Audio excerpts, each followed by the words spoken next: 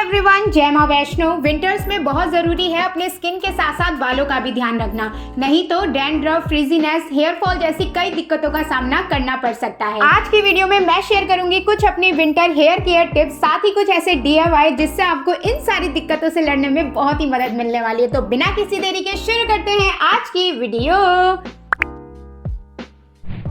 Hair care का सबसे important topic है ऑयलिंग करना, और सर्दियों में ये करना और भी ज़्यादा इम्पोर्टेंट हो जाता है क्योंकि हमारा स्कैल्प बहुत ही ज़्यादा ड्राई हो जाता है और उसमें से सारा नेचुरल ऑयल निकल जाता है। अब अपने स्कैल्प को मॉइस्चर करने के लिए और अपने सिंपल से तेल को दमदार बनाने के लिए हम उसमें कुछ चीज़ों को ऐड कर सकते हैं। यहाँ पर मैंने कड़ी पत्ते, मेथी और आंवला को तेल में ऐड करा है और डबल बॉइलिंग मेथड से इसे गर्म कर लिया है।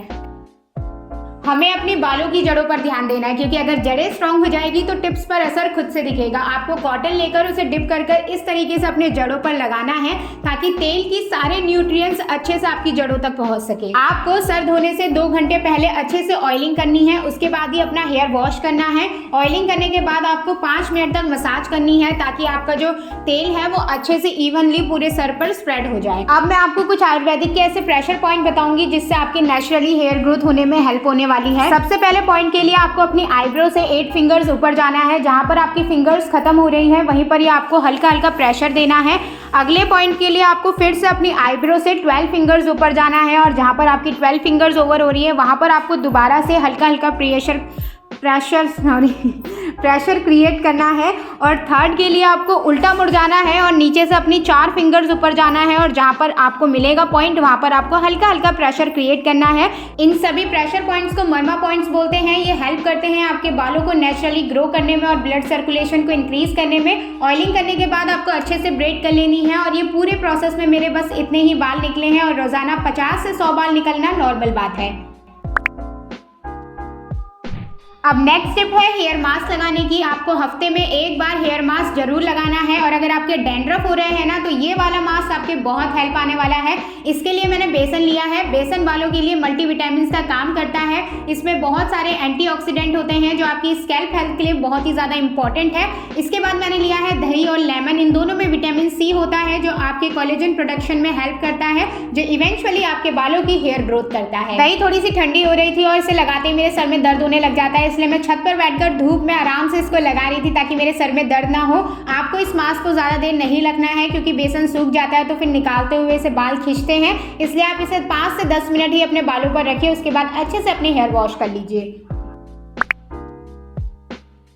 हेयर वॉश करते हुए आपको 2 बातों का खासकर ध्यान रखना है कि पहले तो आपको शैम्पू डाइल्यूट कर ही यूज़ करना है और दूसरा हमेशा अपने बालों को ल्यूक वार्म वाटर से ही धोइए। सर्दी आ गई है तो ये नहीं कि आप गर्म पानी से अपने बालों को धो रहे हैं, इससे डैंड्रफ होने के बहुत ज़्यादा चांसेस बढ़ जाते हैं। अब मैं आपको एक और टिप ये देना चाहूँगी, आप चाहे तो अपने शैम्पू को नॉर्मल वाटर से भी डाइल्यूट कर सकते हैं, लेकिन मैंने तो रात को चावल भिगो लिए थे और उसके पानी से अपने शैम्पू को डाइल्यूट करा है, तो ये मेरे बालों की हेयर ग्रोथ के लिए और स्कैल्प हेल्थ के लिए और भी ज़्यादा अच्छा बन गया है। मैं शैम्पू को अपने स्कैल्प तक ही रखती हूँ। पहले मैं स्कैल्प को अच्छे से साफ करती हूँ और जो शैम्पू का झाग बच जाता है फिर उसे मैं नीचे एंड्स तक लेकर आती हूँ और उसके बाद अच्छे से हेयर वॉश कर लेती हूँ।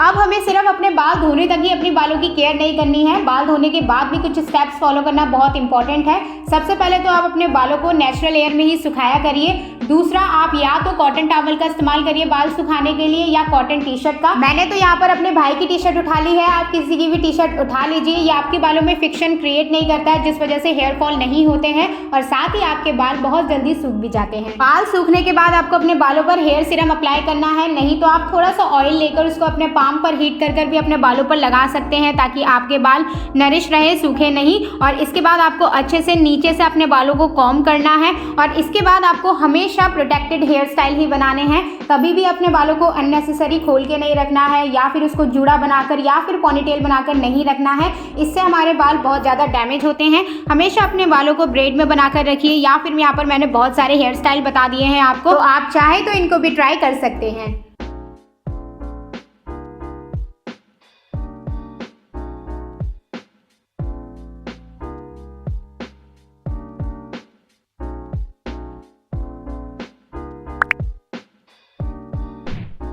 अब नेक्स्ट स्टेप है अपने बालों को और भी ज़्यादा हेल्दी रखने के लिए आपको उनकी छटाई करना बहुत ज़्यादा इंपॉर्टेंट है।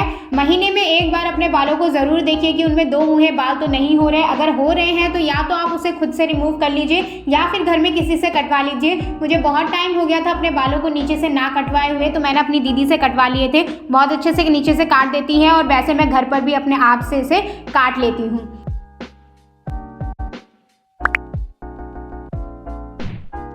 अब मैं शेयर करूंगी आप लोगों के साथ एक बढ़िया सा DIY हेयर ग्रोथ टॉनिक, जिसे बनाना बहुत ही ज़्यादा इजी है। आपको लेना है एक पैन में पानी, उसमें डालना है फ्रेश एलोवेरा, मेथी, काले तिल और कड़ी पत्ते। आपको सारी चीज़ों को मिक्स करके थोड़ी देर पकने देना है। जैसे ही पानी पककर आधा हो जाए तो आप इसे किसी भी स्प्रे बॉटल में डाल दीजिए।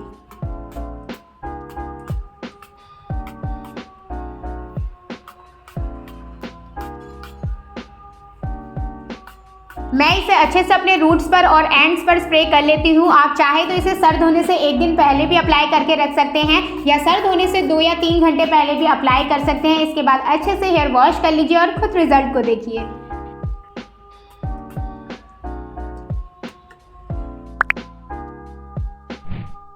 अब एक्सटर्नली तो मैंने लगभग चीज़ें आपको बता दी है। अब थोड़ा सा इंटरनली भी अपने बालों का ध्यान रखना बहुत इंपॉर्टेंट है। मैं यहाँ पर आपके साथ कुछ ऐसे योगासन शेयर करूंगी जो आपकी हेयर ग्रोथ में हेल्प करने वाले हैं। सबसे पहले जो मैंने पीछे की तरफ हाथ जोड़े थे इसे कहते हैं वज्रासन। इसके बाद अब जो मैं कर रही हूँ इसे कहते हैं मत्स्य आसन। इसमें आपको एक के ऊपर एक अपना पैर रख लेना होता है और अपने हेड को इस तरीके से अप कर लेना होता है। अब जो मैं परफॉर्म कर रही हूँ इसका नाम थोड़ा सा बड़ा है, इसे बोलते हैं अधोमुखाश्वासना। इसमें आपको इस तरीके से ट्रायंगल पोजीशन बना लेनी होती है। अब जो ये लास्ट में मैं कर रही हूँ इसे बोलते हैं बलासना। ये सारे आसन हेल्प करते हैं आपके ब्लड सर्कुलेशन को इंक्रीज करने में, जिस वजह से आपकी हेयर ग्रोथ प्रमोट होती है। और साथ में आप ये चीज़ भी कर सकते हैं, आप बेड में इस तरीके से लेट जाइए और अपने सर को नीचे की तरफ कर लीजिए। इससे भी आपका ब्लड सर्कुलेशन इंक्रीज होता है।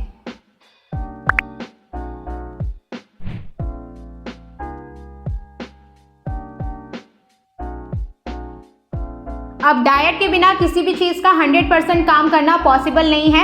आपको रोज़ एक आंवला खाना ही है। आंवला बहुत ही ज़्यादा इंपॉर्टेंट होता है आपकी ओवरऑल हेल्थ के लिए। यह आपको इंटरनली भी हेल्दी रखता है, आपकी स्किन को भी हेल्दी रखता है और आपके हेयर्स को भी। आप आंवला को किसी भी फॉर्म में ले सकते हैं, चाहे तो मुरब्बा खा लीजिए, इसकी चटनी बनाकर खा लीजिए या इसे ऐसे ही रॉ खा लीजिए।